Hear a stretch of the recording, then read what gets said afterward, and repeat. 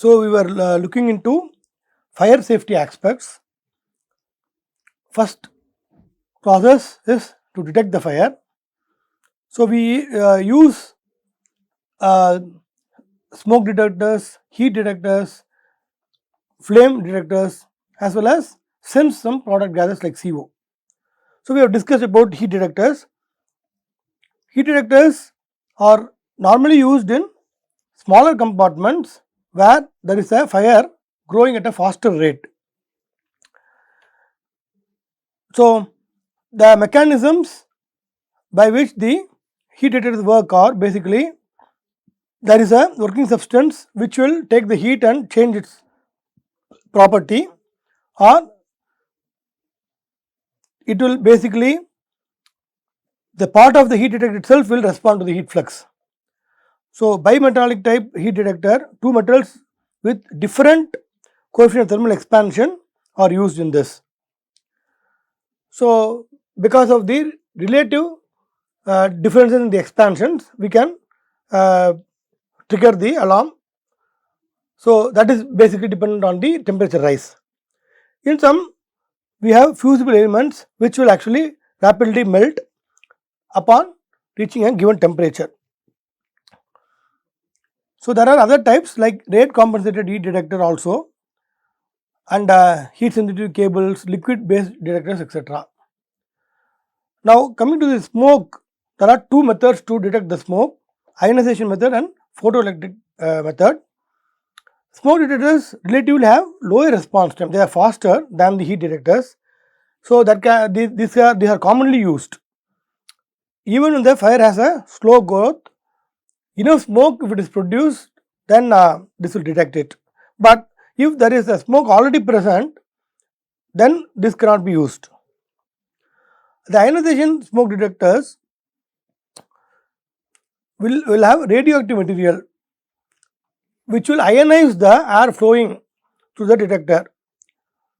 But if smoke flows to that, then the ionization will be affected. Okay. So, we can see that based upon the ionization, certain quantity of current will flow, and this amount of current flowing will be reduced drastically when there is a presence of smoke. So, that is the concept used to detect the smoke. So, certain concentration of smoke will reduce the current flowing through that by a given amount. So, that will trigger the alarm. If you take the photoelectric based smoke detector, there are two ways. One, a light source and a receiver are used to they are used actually to give a light source, and the receiver receives the light. They are in line with each other, and air flowing through this basically will cause some intensity to be received by the receiver for the given light source. But if smoke goes through these two in the line of sight, then the intensity of light received by the receiver will reduce drastically. So, this is called light obscuration principle, and when the intensity received is below a certain value, then the alarm is triggered. In the same photoelectric smoke detector, there is another method, that is, here the light source and receiver are not kept aligned. So, source and receiver, they are not kept aligned, they are kept at say some different angle. So, the source is here and the receiver may be something here, somewhere here, and now the light enters the smoke particles. When there is only air medium, the light will go and the receiver will not receive the entire intensity of the light. But when the smoke particles, when the smoke flows, the smoke particles scatter the light, and some amount of light will fall on the detector, and when there is a certain amount of light received by the detector, then the alarm is triggered. In both ways, you will see that a light source and a receiver is required. Photoelectric detectors are suitable for grey smoke, that is, the smoke intensity may not be very high. The ionization detector, on the other hand, is suitable for dark smoke, that is, it will detect only when the smoke intensity increases. So, there are other types of, these are commonly used, smoke detectors are commonly used. Then there are other types. Projected beam detector again works on the light obscuration principle, then the cloud chamber detector, etc., for special applications. So, now where to put these detectors, what is the capacity of the detector, how to install it, etc., will be as per the standards. Now, flame detectors are used in industries where the fire hazard is high. We need fast response. So, the flame actually gives different types of radiations. It also gives ultraviolet and infrared radiations, and these detectors, flame detectors, will detect the ultraviolet or IR emissions from the flame. Okay, this detector kept so that the flame is visualized. Okay, that is, the detector and the flame should have a proper line of sight, and very fast response is available from these detectors. So, they are used in industries handling hazardous materials. IR detector should not be used when there is a sunlight. Now, coming to the gas detectors, basically the CO2 and COR detector, CO detectors are most commonly employed. So, the sensitivity of the detectors will be so high such that ppm, parts per million of the CO can also be detected. So, if the value of CO detectors exceeds a particular value, say 8000 ppm, etc., then a fire alarm will be triggered. Apart from these detectors, there are pressure detectors also, but they are not commonly used. So, what is the minimum heat release for activating a fire detector? Let us see that. These detectors are, say for example, let us take heat detector and smoke detector. They are kept in the ceiling, mounted in the ceiling. For a given capacity, fuel load, etc., the capacity of the detector also will be chosen as per the standards. So, let us consider a fixed temperature heat detector. Okay, when the temperature of the detector reaches a particular value, then the alarm will be triggered. The temperature rating is given as TL. Okay, now considering a fixed temperature heat detector having a temperature rating of TL, the minimum heat from the fire that will be used for heat detection can be calculated from the ceiling jet correlations given by Alpert. Okay, so the Alpert correlation is now written in this manner here. Please understand that what is Q min here. When I substitute T as TL at a particular location from the plume, when after the turning region or in the turning region itself, what will be the temperature of the maximum temperature of the ceiling jet? That correlation is available. Now, that was actually correlated using the heat release. Now, I am recalculating or basically inverse calculating the heat release by fixing the temperature as TL, which is the temperature at a particular location where the sensor or detector is kept. Now, this will be the correlation from this. Do you understand? So, the delta T correlation from Alpert used Q min or Q dot C to calculate the variation of temperature at every radius in the ceiling jet.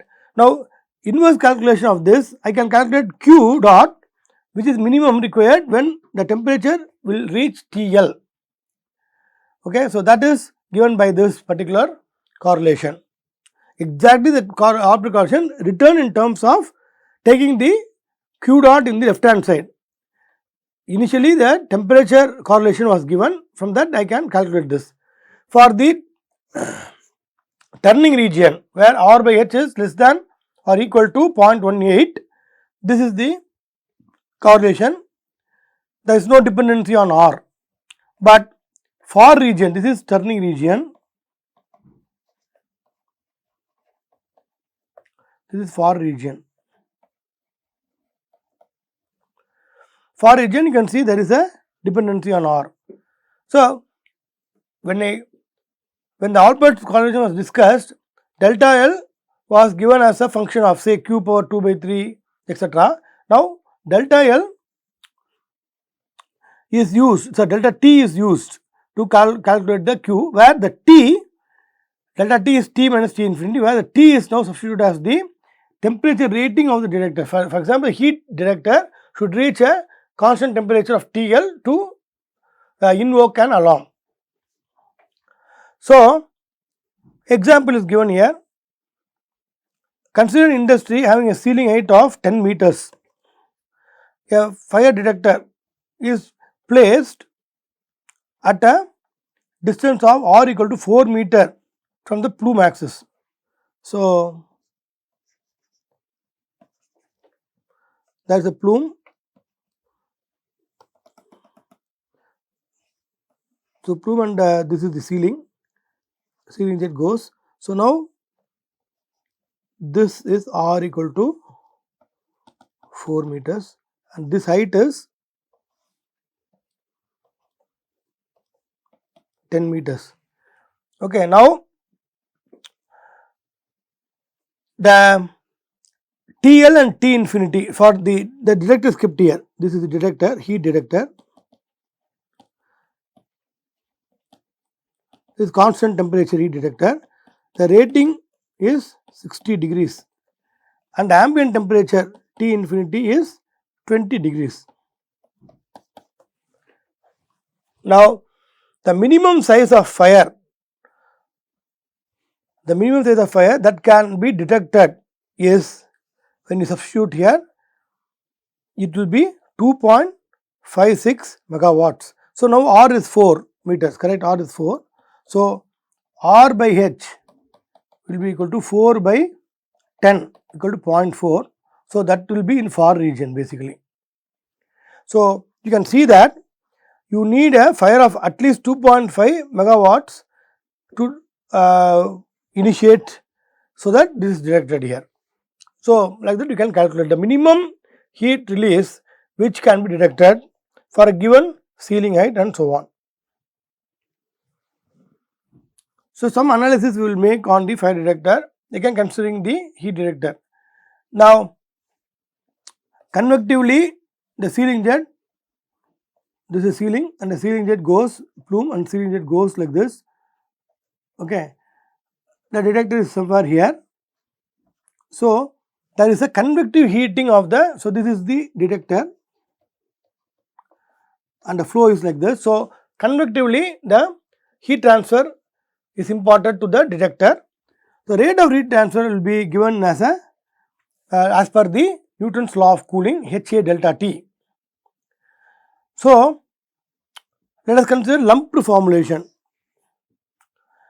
So, the detector is made of some material in which the conduction resistance is taken as negligible. See, for example, if there are some metal strips which is used, like biometal strips etc., metal strips, the conduction resistance in the metal strips will be very low because of the higher thermal conductivity.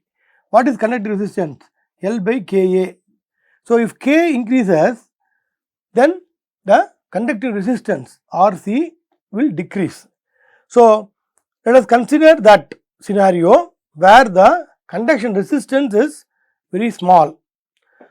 Then I write the governing equation, M mass of the detector, C heat capacity. So, this is total thermal capacity of the detector into rate of change of the temperature of the detector. Td is the temperature of the detector, rate of change of temperature of the detector with time into the thermal capacity. What is that? It is the heat added to the convection. So, HA into delta T. Here delta T is, this is gas temperature. So, this gas has a temperature of Tg and the detected temperature is Td at any point in time.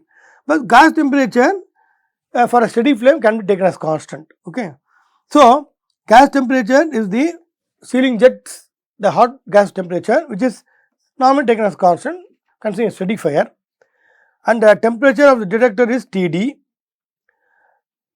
So, the rate of increase of temperature with time into the thermal capacity of the detector MC will be equal to HA into heat transfer coefficient. So, for the given velocity etc., some heat transfer coefficient can be important, calculated using some Nusselt number correlations. Then A, the cross sectional area through which the heat flows into the detector, into delta T. Now, the instead of writing Td etc., I will write delta T, just Td minus T infinity here. If I write like this, then there will be no issue. See, this T infinity is also a constant, T infinity is a constant. So, dt infinity by dt will be 0. So, d Td by dt can be written as d Td minus T infinity by dt without any loss of information. Similarly, here also I am just subtracting here Tg minus T infinity minus Td minus T infinity, then T infinity will cancel.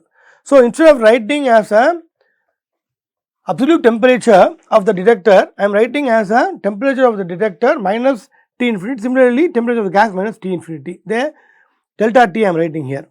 So, now delta Td will be equal to Td minus T infinity, delta Tg will be equal to Tg minus T infinity.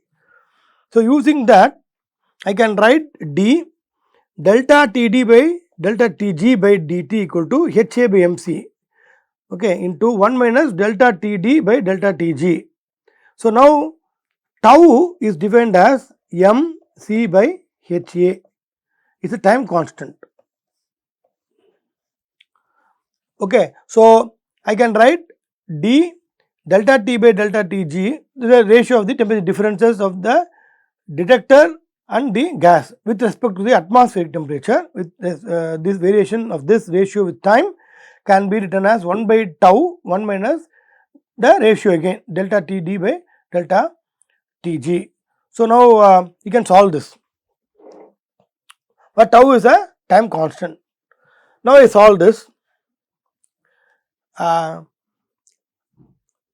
but tau, even though we call it time constant, it is not a constant because h can vary with time. So, anyway, let us not let us take it as a constant at the particular time in point in time, and also we understand that h approximately varies or depends on u power half. So, this also we will keep in mind.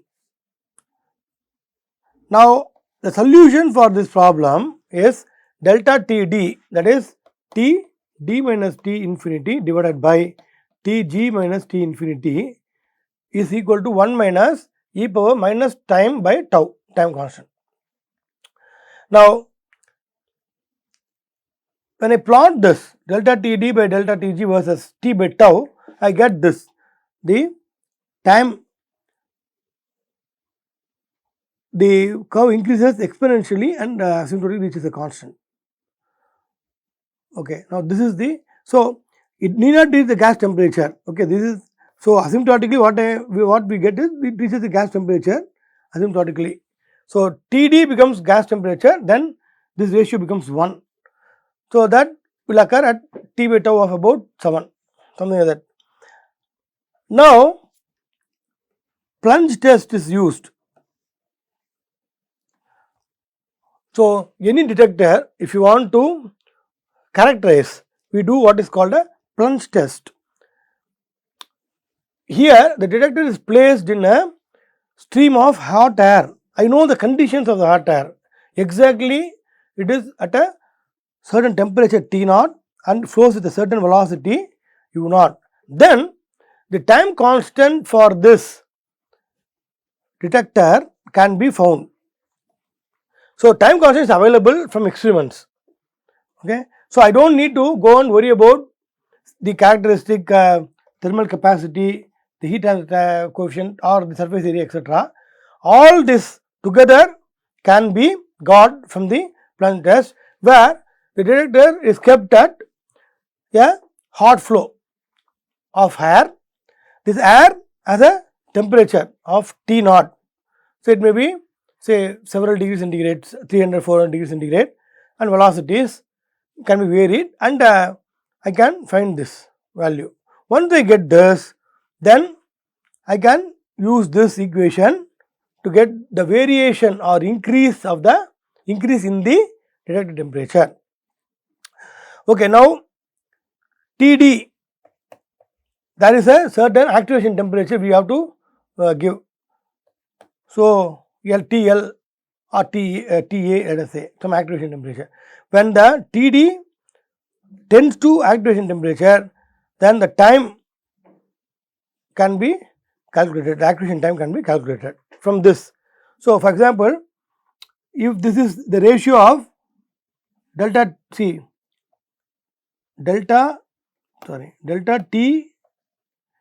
A by delta Tg, if it is equal to, so activation temperature, say if it is equal to 0.7, then I can get the time. This will be the activation time by tau. You understand? So, tau is known to me. So, that is the way you calculate. We have talked about in the first unit the response time index. Esgested and Smith in 1976, they have defined the response time index as tau naught into u naught power half. Response time index as tau naught. What is tau naught? Tau naught is the time constant which is obtained using the plunge test, where the known stream of hot air flows over the detector, and I find the time constant by measuring the temperature of the detector as a function of time. Now, the sealing jet basically close to the detector is assumed to be laminar. That is why we have told that the heat transfer coefficient varies as the velocity of the free stream power half. Do you understand? So, do you understand here? So, why this is because Nusselt number basically is H, some characteristic dimension divided by K of the fluid. Now, Nusselt number in turn is correlated as a function of Reynolds number and Prandtl number. Usually, the Nusselt number correlation goes as some C Re power half PR power 1 by 3. So, this Re power half is the one which gives the, so Re is what? U naught some L divided by nu. So, this power half. So, H is what? H can be written as Nusselt number Kf by L. So, that means H goes as U power half. That is the reason in laminar regime. Laminar regime, the Nusselt number goes as C into Re power half PR power 1 by 3. So, that is the reason why in the laminar regime we can say that the H varies as U power half. So, that means RTI. So, U power half you can put H naught in this U power half. The definition of the RTI is tau naught into U naught power half. But we can say that H naught is equal to or goes as U naught power half. So, I can say RTA equal to tau naught H naught. Okay, now tau, what is the definition of tau itself? M C by HA, correct? So, tau into H now will be equal to M C by A. So, that is what is this. So, RTI is nothing but the thermal capacity, mass into specific heat capacity of the detector and the area. Do you understand here? So, that is the definition we get by in the laminar regime, which is very near to the sealing jet. That is, the detector is very close to the sealing jet. Now, RTI, the response time index is tau into U power half, is a constant for a particular detector. So, I can say tau U power half equal to tau naught U naught power half, or tau naught can be written as RTI divided by U naught power half. Okay, so substituting this, I can write this equation where delta TD by delta TG equal to 1 minus e power minus tau by t by tau equal to 1 minus e power minus tau by RTI into U power half. Okay, so RT is also another important characteristics. How much time it will take? So it is like a time constant. Again, you can see it's like a time constant thing. Time history of TD and the response time is got using the value of RTI, TG and U, and this can be evaluated from the Alpers equations. See, sealing jet, you know, Alpert correlations are going to be used. So once you know what is the temperature, gas temperature at a particular R. See, the turning region, the influence of R will not be there, but for regions the temperature varies with R. That variation you can get. Similarly, maximum velocity you can know. So from that you can get the values. These are the values basically. So Alpert correlations written in a simple form: TG in the plume, UG in the plume. Similarly, TG sealing jet divided by TG in the plume can be written like this. So basically using this I can get U and this. Similarly, I can get the RTA value from that. Okay. So now some physical variations, parameters affecting RTA. TG and U are evaluated using the Weber expressions. Then RTA can be calculated. Lower the value of RTA, faster will be the response. It appears as a time constant. Okay. Lower the value of MRC, lower will be the value of RTI, so faster will be the response. Higher the value of HRA, again lower will be the value of RTA. So for faster responses, you need lower value of RTA, which is caused by lower value of the thermal capacity or specific heat capacity, or higher values of H and A. Okay, now second is fire alarm. So after detecting the fire, the alarm should be triggered so that the evacuation of people will be immediately done. The fire alarm is the signaling system that would broadcast the presence of fire in a building. So after the fire initiates, there is certain time the response of the detector will be made, so that this response will cause a fire alarm to be triggered. In some cases, we need manual triggering also. Okay, the purpose is to evacuate the people. This is based upon the standard NFPA 72. This is very important. So as soon as possible, the fire should be detected and the fire alarm should be triggered, so that the human life will be protected. Now once the fire is triggered, then we can notify the fire service, because the fire has to be extinguished within a reasonable time, so that the structure is protected. Okay, first evacuation of the people, then the structure should be protected. For that, the fire should be extinguished. That can be done by the fire service. If the fire is not so big, then the local extinguishing system can be used. If not, then fire service has to be called. So this fire alarm system has a central system, then control circuits, then control panel. These are the three components: central system, control circuits and control panel. Okay, now there will be several compartments or several rooms in a building. There are detectors placed in this building, or if somebody sees the visible fire, then there will be some buttons which are called manual triggers. They can just break open that window and trigger, push the manual trigger, so that the fire alarm can be enabled, or the detectors itself will enable after detecting the fire. So these signals, either from the detectors or from the manual trigger, will be sent to the central system, the first component. Then activation of audible as well as visible alarms will be there. Then in the compartment, when the detector and the sprinkler are coordinated well, then the sprinklers also will be activated. Then for that you need control circuits, sprinklers, water based systems. So the water flow should start, the capacity of the, based upon the capacity of the sprinkler, the water should be provided to the sprinkler, and the circuit, these circuits, control circuits will enable them. All other required electronic systems will be kept in the control panel. Okay. So this needs electricity. So there will be primary electricity or power supply backed up by the secondary also.